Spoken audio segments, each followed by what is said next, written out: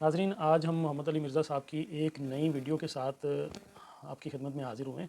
دیکھتے ہیں کہ اس ویڈیو میں وہ آپ لوگوں کے سامنے ایک کیا نئی چیز لے کے حاضر ہوتے ہیں۔ اس دفعہ اس ویڈیو کے اندر وہ آپ کے سامنے کس چیز سے جو ہے وہ پردہ اٹھاتے ہیں اور حقائق کو سامنے لے کے آتے ہیں۔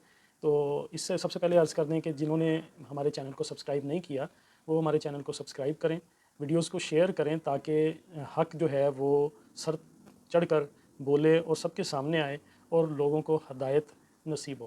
اپنا خیال رکھیے گا۔ چلیں ویڈیو کی طرف چلتے ہیں۔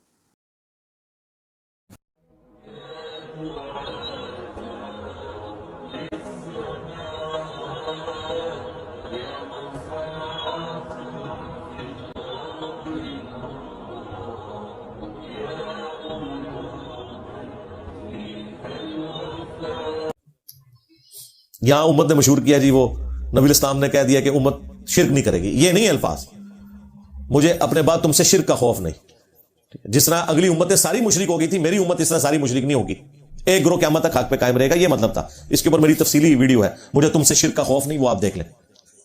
پھر بخاری اور مسلم دونوں میں حدیث موجود ہے، نبی اسلام کے جب آخری دن چل رہے تھے تو ام عائشہ کہتی ہیں کہ نبی اسلام کے پاس پانی کا ایک برتن تھا جس میں آپ اپنے ہاتھوں کو بھگو کے اپنے جسم پہ ملتے تھے، بخار کی حدت کو کم کرنے کے لیے بار بار چہرے اقدس سے چادر ہٹاتے اور کہتے لعن اللہ الیہود والنصارى اتخذوا قبور انبیائہم مساجدا، اللہ کی لعنت ہو یہود و نصارہ کے اوپر کہ انہوں نے اپنے نبیوں کی قبروں کو سجدہ گاہ بنا لیا تھا۔ اس کے ساتھ سیدہ عائشہ کے الفاظ ہیں کہ اگر ہمیں یہ خطرہ نہ ہوتا کہ لوگ رسول اللہ کی قبر پہ سجدے شروع کر دیں گے تو ہم نبی اسلام کی قبر کو زائرین کی زیارت کے لیے کھلا چھوڑ دیتے۔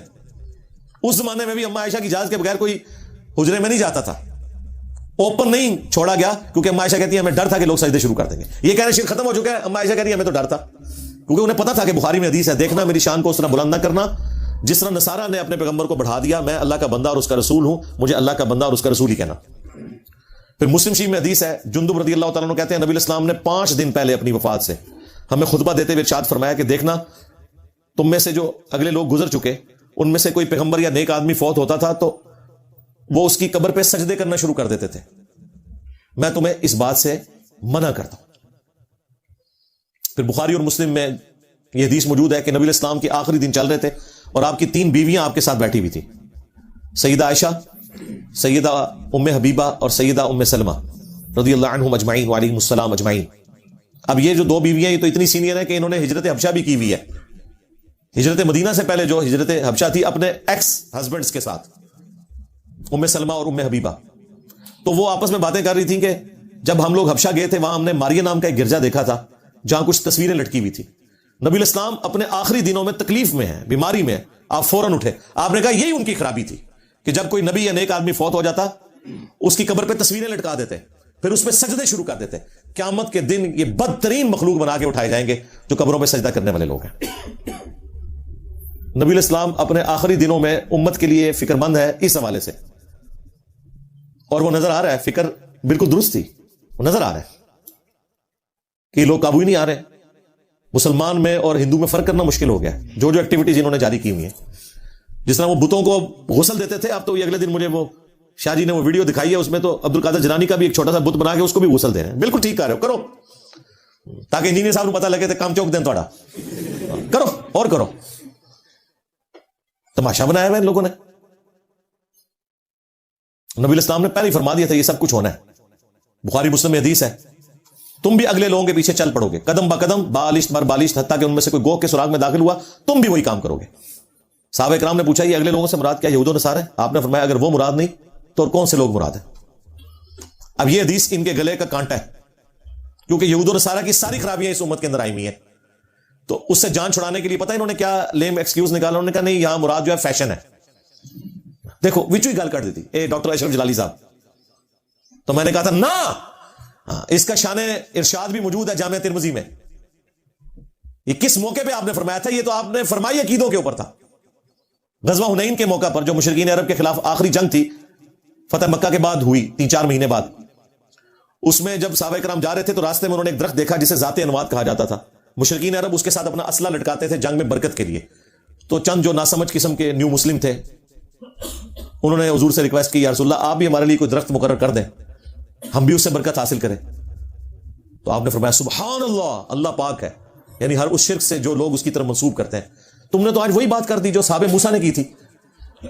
پھر نبی اسلام نے سورۃ الاعراف کی آیت نمبر 138 پڑھی کہ جب حضرت موسیٰ علیہ السلام اپنے صحابہ کے ساتھ سمندر سے پار لگے، اس سمندری جھیل سے، تو ایسی قوم کے پاس سے گزرے کہ جو بتوں پر اعتکاف کیے ہوئے تھے، تو ان کے ساتھیوں نے کہا کہ آپ بھی ہمارے لیے کوئی اللہ کا بت مقرر کر دیں، ہم بھی اس پہ دھیان کر کے بیٹھے۔ تو موسیٰ علیہ السلام نے کہا کہ میں اس جاہل قوم سے اللہ کی پناہ میں آتا ہوں۔ تو نبی الاسلام نے اپنے ساتھیوں سے کہا تم نے بھی وہی کام کیا، حالانکہ وہ اللہ کا بت مانگ رہے تھے، یہاں پہ صرف برکت کے لیے درخت مانگا گیا، حضور نے اس کو اس کے ساتھ جوڑ دیا۔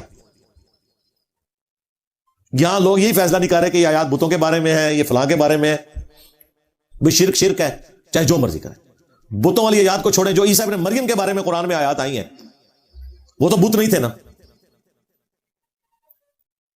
تو آپ لوگ تو وہ عقیدے اپنے بزرگوں کے بارے میں مانے میں۔ اللہ تعالیٰ کہہ رہا ہے عیسیٰ اس کی ماں روٹی کھانے کے محتاج تھے، وہ نہ تمہارے نفع کے مالک تھے نہ نقصان کے۔ تو اگر عیسیٰ ابن مریم کسی کے نفع نقصان کے مالک نہیں اور روٹی کھانے کے محتاج ہے تو بابے تو چاہیے کوئی نہیں۔ اب کیا بہانہ کرو گے؟ اور اس آیت میں اللہ نے من دون اللہ بھی کہا عیسیٰ ان کی والدہ کو، اور کہا نفع نقصان کے مالک بھی نہیں ہے۔ کہانی ختم ہوگی، یہ بتوں والی آیت تو نہیں ہے۔ تو اس موقع پہ نبی اسلام نے جب یہ دیکھا تو آپ نے فرمایا تم بھی اگلے لوگوں کے پیچھے چل پڑو گے، قدم با قدم، بالش بر بالش، حتیٰ کہ کوئی گوہ کے سوراخ میں داخل ہوا تم بھی وہی کام کرو گے۔ یعنی صحابہ کرام نے وہ جو درخت مانگا تھا نا برکت کے لیے، نبی اسلام نے اسے کہا کہ یہ بالکل وہی کام تم نے کیا جو صحابہ موسیٰ نے اللہ کا بت مانگا تھا۔ اندازہ کریں نبی اسلام کی سینسٹیوٹی کا لیول دیکھیں۔ یہاں قوم نے کہا ٹھیک ہے جی جو مرضی کرتے رہو۔ میں اپنی گفتگو کو کنکلوڈ کروں گا قرآن کی اس آیت کے اوپر، سورہ توبہ کی آیت نمبر 31، اتخذوا احبارهم ورهبانهم اربابا من دون اللہ۔ یہود و نصارہ نے اپنے بزرگوں کو اور اپنے جوگیوں کو، صوفیوں کو اپنا رب مان لیا تھا اللہ کے مقابلے پر۔ یہاں پہ بھی انہوں نے اپنے بزرگ بابوں کو رب مانا ہوا ہے۔ اس کے کانٹیکسٹ میں ایک حدیث ہے جامعہ ترمذی میں، اور شیخ البانی اسے احادیث صحیحہ میں بھی لے کے آئے ہیں۔ عدی بن حاتم جب مسلمان ہوئے، حاتم تائی کے بیٹے تھے جو مشہور عرب کا فیاض تھا، تو وہ کہتے ہیں کہ میں نے نبی اسلام سے کہا کہ قرآن میں ایک آیت ایسی ہے جو مجھے کھٹکتی ہے، میں چاہ رہا ہوں آپ سے ہی پوچھوں ڈائریکٹلی، یہ جو قرآن میں آیا کہ یہود و نصارہ نے اپنے علماء کو، بزرگوں کو، صوفیوں کو، جوگیوں کو اپنا رب مان لیا تھا اللہ کے مقابلے پر، تو ہم تو اپنے علماء کی عبادت نہیں کرتے تھے، اپنے راہبوں کی عبادت تو نہیں کرتے تھے۔ آپ نے فرمایا کہ کیا تم ان کے حلال کو حلال اور حرام کو حرام نہیں سمجھ لیتے تھے؟ ان کا یا رسول اللہ ایسے ہی تھا۔ فرمایا یہی تو ان کو رب منانا ہے۔ اچھا آج کا کوئی ہوتا نا کوئی انفی، وہ کہتا ہے یا رسول اللہ تو علماء سے تو پوچھ کے چلنا چاہیے، علماء ہی بتائیں گے نا حلال اور حرام۔ اور نبی اسلام کیا کہہ رہے ہیں کہ علماء بھی بتائیں، صوفی بھی بتائیں، تب بھی دیکھنا کتابوں میں کیا لکھا ہوا ہے۔ یعنی کہ نبی اسلام بھی یہ کہہ رہے تھے کہ عدی بن حاتم تم نے کر لینا تھا غور، کتابوں کا خدا اور ہے بابوں کا خدا اور۔ اب علماء ہی بتاتے تھے نا اس وقت بھی۔ نبی اسلام کیوں کہہ رہے ہیں کہ تم نے ان کو خدا مان لیا ہے؟ تم نے دیکھنا ہے وہی میں کیا لکھا ہے، ایتونی بکتاب من قبل ھذا او اثارۃ من علم ان کنتم صادقین۔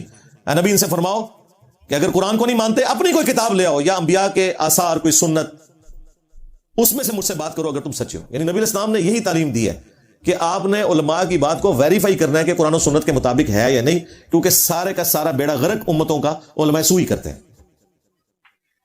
جب تک آپ خود کنفرم نہیں کریں گے۔